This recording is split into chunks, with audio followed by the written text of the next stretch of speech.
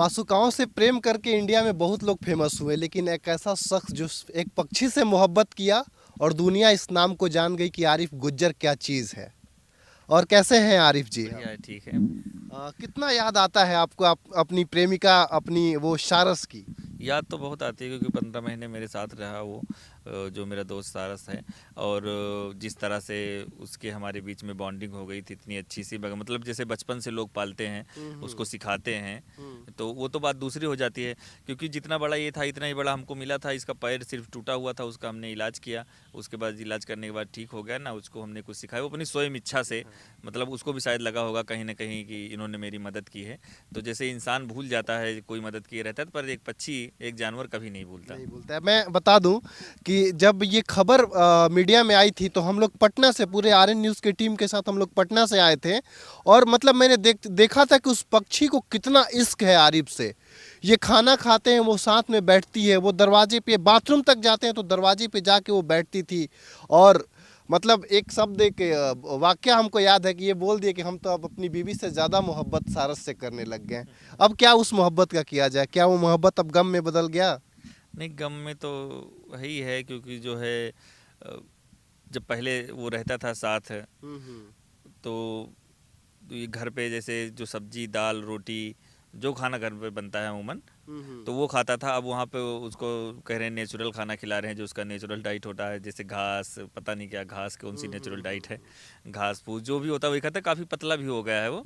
Last time हमने video जो देखा था उसका वजन काफ़ी कम हो गया, एकदम पतला सा हो गया। लोग वहाँ जाते रहते हैं, चिड़ियाघर वीडियो बनाते रहते हैं, उसी को एकदम देखा करते हैं हम देखा लोग। जी करते जी। हैं आप। देखिए ये भैया, ये कोई साधारण आदमी नहीं है, खानदानी रईस आदमी है।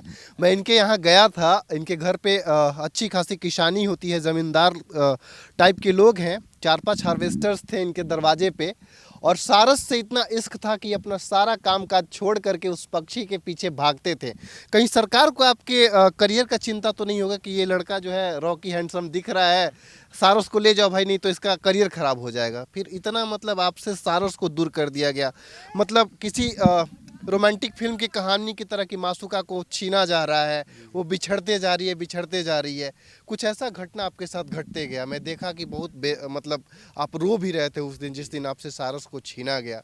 छीना ही गया, मैं जी तो बिल्कुल बोलूँगा। बिल्कुल, छीन के ले जाया गया क्योंकि सारा तो वन विभाग के लोग पहले भी आते थे, देख के चले जाते थे कि मतलब खुला रहता है, बंद नहीं किया किसी तरह। तो एक दिन अचानक से फ़ोन आता है लखनऊ के मतलब किसी अधिकारी का कि सारस को आरिफ कहाँ हो? तो हमने कहा घर पे हैं। तो कह रहे कुछ टीम आ रही है आपसे मुलाकात करने। हमको नहीं पता था कि वो सारस को ले जाने हैं, क्योंकि वन विभाग की टीम पहले भी आती थी, देख के चली जाती थी। हम सोचे वैसे भी आज, पर उस दिन पूरी टीम के साथ पहुँचे 10-12 गाड़ियों से, सारस को तुरंत कैद करके लेके चले गए।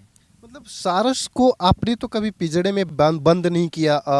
मतलब ऐसा कुछ था कि आप मतलब सारस को कैद करके रख रहे हो पिंजड़े में बंद? मैं तो देखता था कि आप बाइक से भी कहीं जा रहे हो तो उड़ते हुए आपके साथ जा रहा है, आप खाना खा रहे हो बगल में बैठ के आपका इंतजार कर रहा है, और सब तो फिर कैसे? मतलब आखिर आपने तो कोई उस पर जुल्म ढाया नहीं था? नहीं नहीं, वो तो अपनी स्वयं इच्छा से रहता था। सब लोगों ने देखा, कभी बंद नहीं किया। अगर बंद किए होते, जिस तरह वो मोटरसाइकिल पे मेरे साथ उड़ता था, अगर उसको ऐसे छोड़ते तो वो उड़ के चला जाता जहाँ जाना होता। जहाँ वो अपनी जाना स्वयं इच्छा से रहता था, बस कुछ लोगों को वो प्यार देखा नहीं गया, हम्म। इसलिए जो है उसको अलग कर दिया गया शायद। नहीं भैया, किसी की बहन बेटी से इश्क करो तो जमाने वाले मारते हैं, सताते हैं।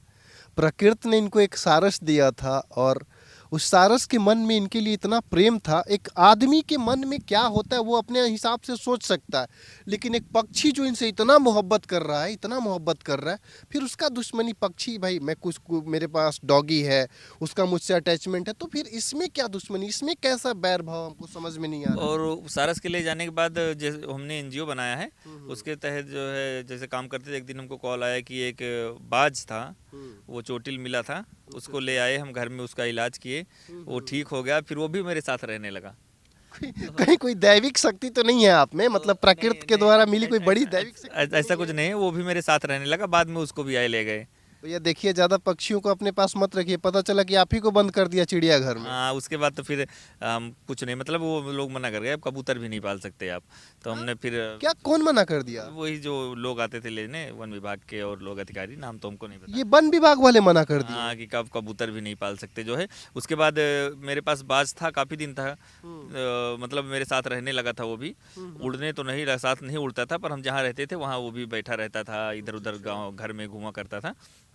उसको भी बिल्कुल आज़ाद किया था हमने, पकड़ के नहीं रखा था। एक दिन आए फिर उसको भी लेके चले गए, उस दिन हम घर पे नहीं थे। तो आपको नहीं लगता कि आपकी इंसानियत के साथ खेला जा रहा है? अब कुछ लोग हैं उनको नहीं पसंद आ रहा है ये सब हमारा। भैया सड़क पे कुत्ते मरते रहते हैं, कोई कुछ खिलाता नहीं, कोई कुछ पिलाता नहीं है उसको। और इनके दरवाजे पे जब मैं गया था तो 10-15 कुत्ते खाना खा रहे थे।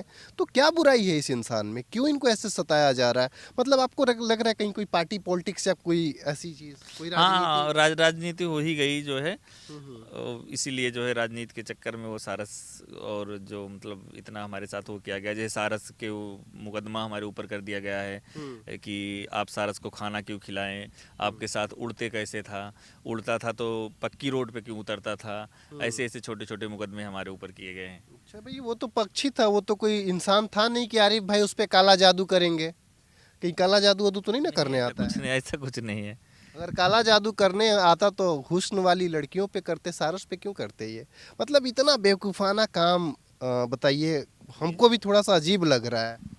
जी, अब मगर क्या किया जाए, उसमें मजबूर हैं अच्छा, फिर। हम उस वक्त को आपको याद दिलाना चाहेंगे, हमारे देख रहे दर्शक भी सोच रहे होंगे कि आरिफ पे क्या बीता था जब सारस को इनसे छीन के ले जाया जा रहा उस वक्त तो मतलब ऐसा लग रहा था कि सब कुछ ख़त्म हो गया है। फिर हमने जो है सोचा कि ऐसे नहीं, फिर हम इसको कोशिश करेंगे, मेहनत करेंगे कि इसके कैसे इसको आज़ाद कराया जाए। था। तो फिलहाल कहीं कुछ सुनी नहीं गई मेरी उस समय से अभी तक अच्छा।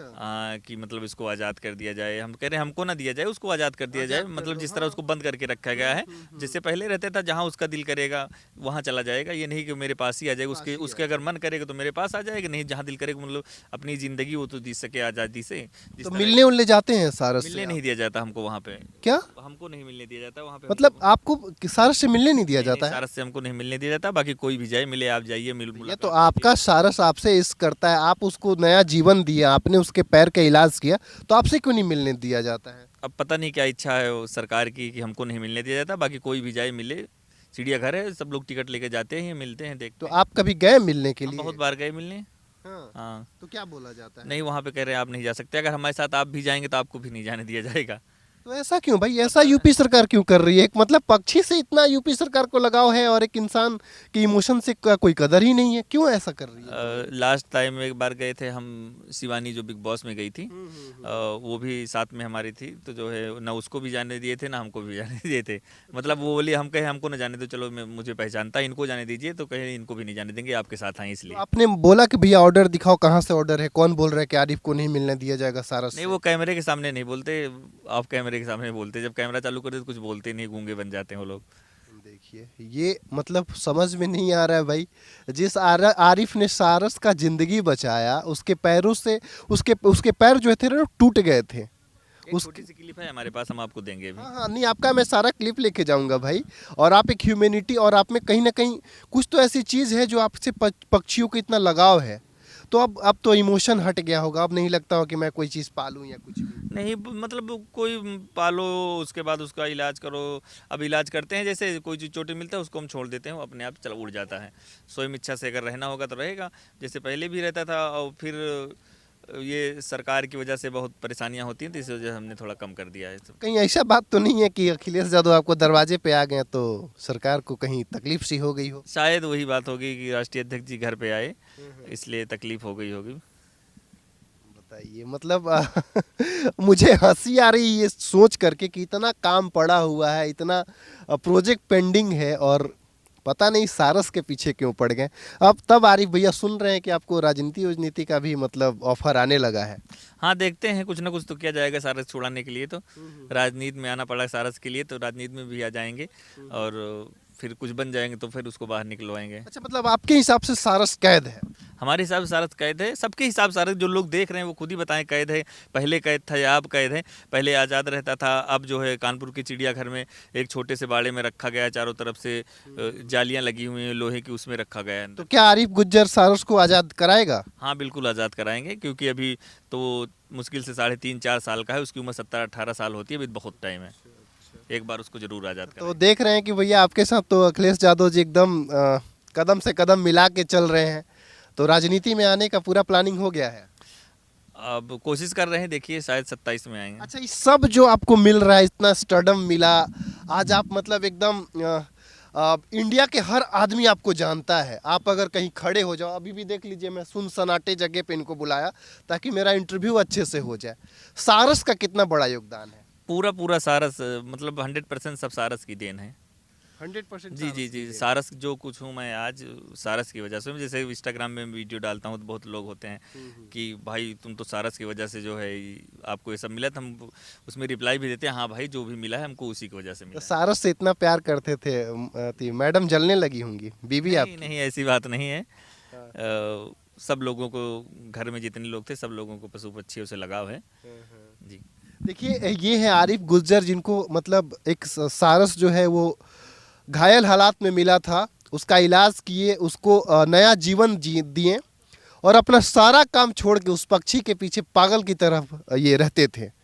और लेकिन समय और हालात ऐसा आया जब इनकी इश्क परवान चढ़ने लगी उस सारस के साथ, तो यहाँ की सरकार उनसे सारस को सुरक्षा के नाम पे छीन ली।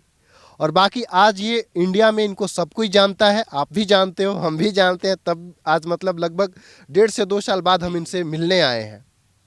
बाकी इनकी स्टोरी कैसी लगी आपको और आप इनको कितना प्यार करते हो, कमेंट करके इनको बताओ, हमें भी बताओ। नमस्कार।